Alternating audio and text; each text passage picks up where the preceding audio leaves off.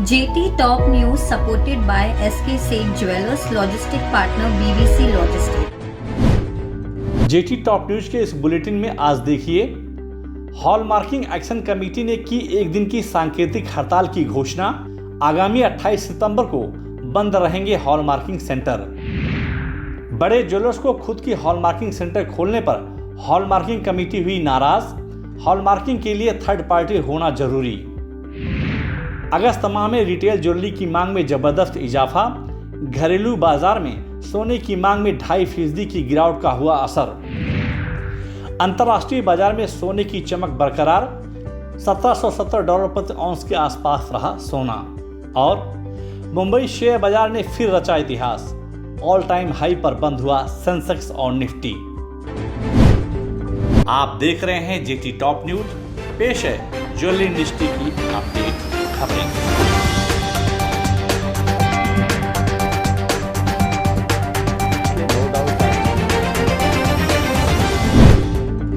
केंद्र सरकार द्वारा हॉलमार्किंग अनिवार्य किए जाने के बाद से हॉलमार्किंग सेंटर की चुनौतियां और जिम्मेदारियां काफी बढ़ गई हैं। इन्हीं जिम्मेदारियों को देखते हुए हॉलमार्किंग एक्शन कमेटी ने अपनी विभिन्न मांगों को लेकर आगामी 28 सितंबर को एक दिन की सांकेतिक हड़ताल पर जाने का फैसला किया है। हॉलमार्किंग एक्शन कमेटी के सदस्यों ने केंद्र सरकार के सामने अपनी सभी मांगों को विस्तार से रखा, लेकिन सरकार के उदासीन रवैये से नाराज होकर हॉलमार्किंग एक्शन कमेटी ने आखिरकार हड़ताल पर जाने की घोषणा कर दी है। हालांकि ये हड़ताल एक सांकेतिक हड़ताल होगी।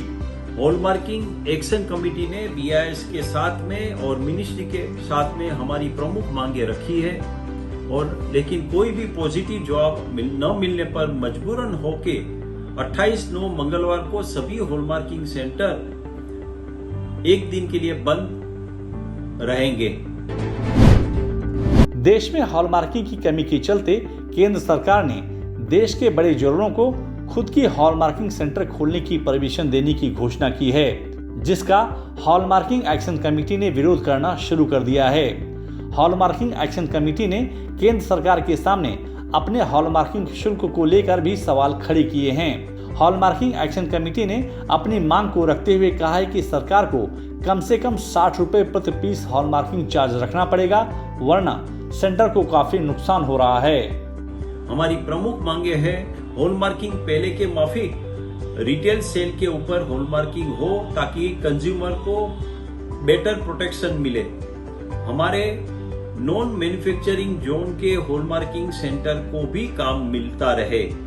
नंबर 2, कॉर्पोरेट ज्वेलर्स को हॉलमार्किंग सेंटर खोलने का परमिशन न मिले।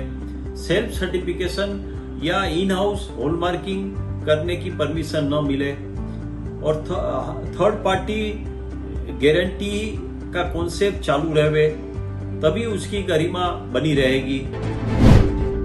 शादी के सीजन को ध्यान में रखते हुए सेंको गोल्ड एंड डायमंड ने बाजार में एक अनोखे कंसेप्ट को पेश किया है। आमतौर पर शादी में लोग अपनी इच्छानुसार तरह तरह के आभूषण और कपड़े पहनते हैं, लेकिन सेंको गोल्ड एंड डायमंड ने शादियों के लिए खास तौर के कलेक्शन को पेश किया है।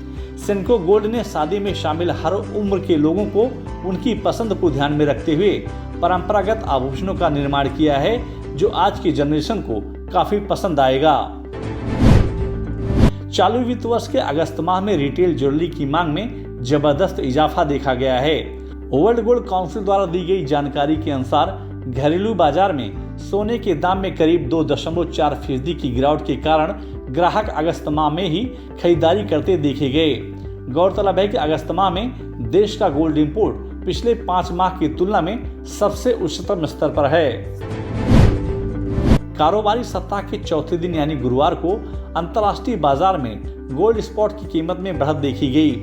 दिन भर के ट्रेडिंग के दरमियान गोल्ड स्पॉट की कीमत में $3 प्रति औंस तक बढ़त देखने को मिली। पूरे दिन भर के कारोबार के बीच गोल्ड स्पॉट की कीमत $1770 प्रति औंस के आसपास कारोबार करता हुआ दिखाई दिया। बाजार के जानकारों के अनुसार आने वाले दिनों में सोने के दाम में बढ़त देखी जा सकती है। अंतर्राष्ट्रीय बाजार की गतिविधियों को देखते हुए मुंबई, दिल्ली, कोलकाता और चेन्नई के सराफा बाजार में गुरुवार को सोने और चांदी की मांग में नरमी देखने को मिली। स्थानीय बाजार में सोने और चांदी के दामों में उतार चढ़ाव के बीच मुंबई सराफा बाजार में शुद्ध सोने के दाम 283 रुपए प्रति 10 ग्राम की गिरावट के साथ 46,389 रुपए के स्तर पर कारोबार करता दिखा, जबकि शुद्ध चांदी 285 रुपए प्रति किलो की गिरावट के साथ 60,895 रुपए के स्तर पर कारोबार करता हुआ दिखाई दिया। बाजार के जानकारों के अनुसार आने वाले दिनों में सोने और चांदी के दाम में बढ़त देखी जा सकती है।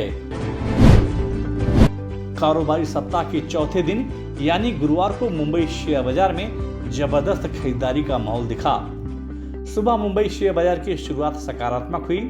बाजार खुलते ही घरेलू और विदेशी संस्थागत निवेशकों ने बाजार में चौतरफा खरीदारी करनी शुरू कर दी, जिसके चलते सेंसेक्स और निफ्टी में लगातार बढ़त देखने को मिली।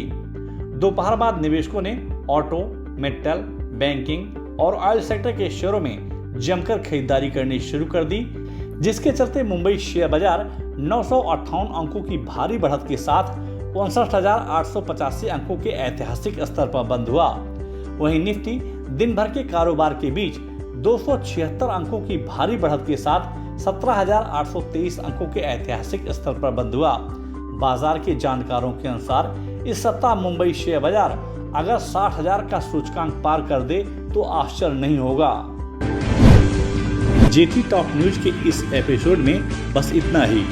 आपको यह न्यूज कैसी लगी और आपके क्या सुझाव हैं, हमें कमेंट बॉक्स में जाकर शेयर जरूर करें। और अगर अभी तक आपने जेटी टॉप न्यूज को सब्सक्राइब नहीं किया तो आप तुरंत सब्सक्राइब, लाइक और शेयर जरूर करें, जिससे आप तक ज्वेलरी इंडस्ट्री की अपडेट खबरें पहुंचती रहें। JT Top News supported by SK Seth Jewelers Logistic Partner BBC Logistics।